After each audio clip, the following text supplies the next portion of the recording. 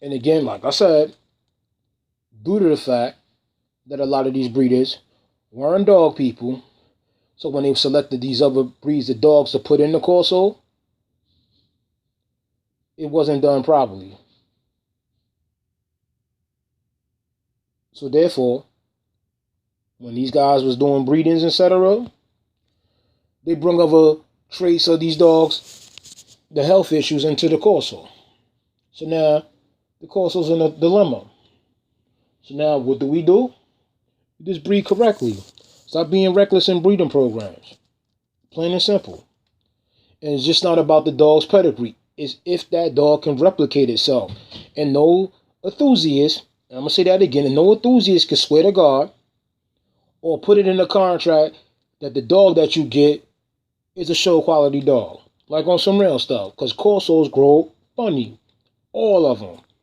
Some luck up. You luck up. But overall, a lot of breeders selling for the same damn price. Everybody, same price.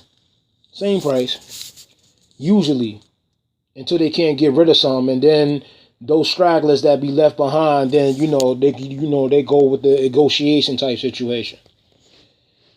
But like I said, if you don't know the breed, don't be breeding a corso. You can't take care of the puppies properly, don't breed a corso. Know your bloodlines. Know what dogs are going in your dogs. Because a lot of your papers don't reflect what your dog is. Like real talk too. I'm going to say that again.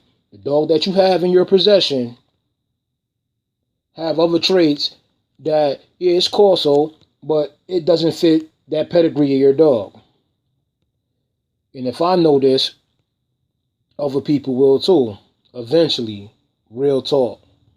So if you slacking papers on, and again, your dog doesn't look importish, you need to knock it off. Like real talk.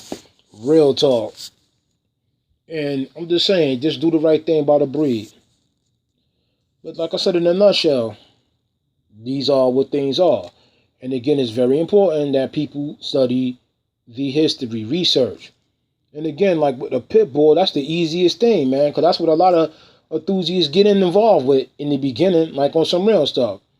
And if whoever doesn't know that a pit bull and an Amstaff were the same breed is a fool. Like on some real stuff, you're an idiot. They're not the same breed, they are the same dog. We can do a DNA test, we can. Oh, talking about DNA tests. Even with American Bulldogs, let me bring it to that. Because, I'm going to switch it back and forth. With American Bulldogs, there's no way in hell that there's a DNA test to say that the Bulldog is 90% Bulldog or even 100%. And if it's such a test, that test is a lie. There were so many breeds that went, and it's not that I don't know. I'm telling you what I do know. It was so many breeds that went into American Bulldogs. That is bull. Is bull. Yeah, that. No. Same thing with your kind of corsos. Same situation. King Court, like, yo, same situation. You do a DNA test, everybody bloodline is going to vary because Italians did their thing. Some people here in America did theirs, and it is what it is. So they're trying to get a genotype and phenotype with a bunch of dogs. That's not going to happen. You know why? Because they were so much reconstructing, and they're still to the present. Not really here in America too much, you know what I'm saying, because you get flagged down. But overseas, they're still reconstructing. So, no. And you can't make me believe that. Like, on some real stuff. Like, I know better. Like, no, that's not going to happen. Like, on some real stuff. Even with American Bulldogs, that's bullshit. Excuse me for my language. On some real stuff. Oh, the colored dogs are pit bulls. I swear, man, you can't make this stuff up. I wish a lot of you did research. And then even with the pit bulls, if you look at where Kobe was getting his dogs from, you will see bull terriers, right? And the English was smacking papers and calling them pit bulls. Like real talk. Same damn dog. Same dog. Look at the Bull Terriers and look at them earlier pit bulls that came over. And when they were here, men did what they did. They bred both of them and bred them all together, like on some real stuff. And another factor of this, even back in the day, good pit men are not going to tell you what they put in their dogs. Like, yo, as long as the dog is winning, that is it. Like, you wasn't going on another dude's yard, or he wasn't going to tell you what the adjective is and what he put in certain dogs. He's not.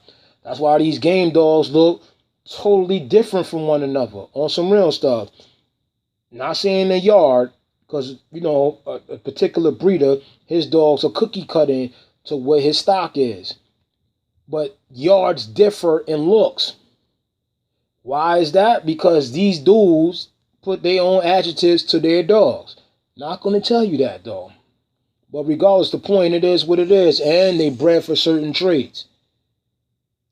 I'm going to say that again. They bred for certain traits. So now, even with the corso, just like some corsos come big, some come small, some has a longer muzzle, some has a shorter muzzle, some have big heads, have small. It varies.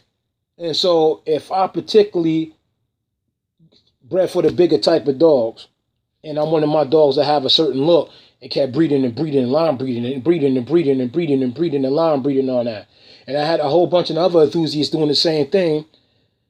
And then you had the traditional dogs, just like, look, for instance, rustic corso, traditional rustic corso to the Molosoloid corso. Total different damn dog. All these dogs are corsos, but they damn it, they don't look the same. Deep, right?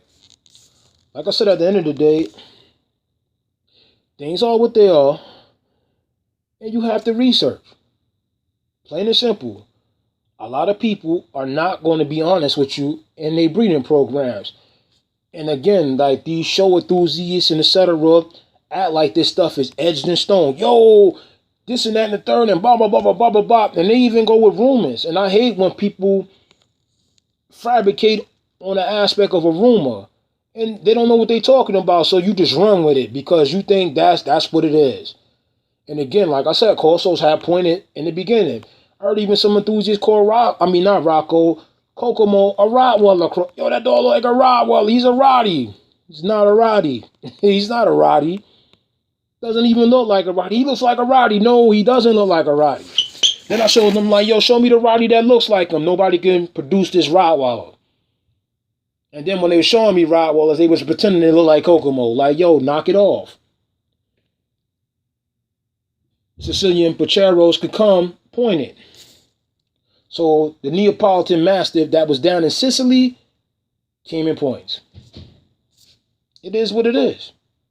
It is what it is. Same dog, different name. You start breeding these dogs, same pheno and genotype.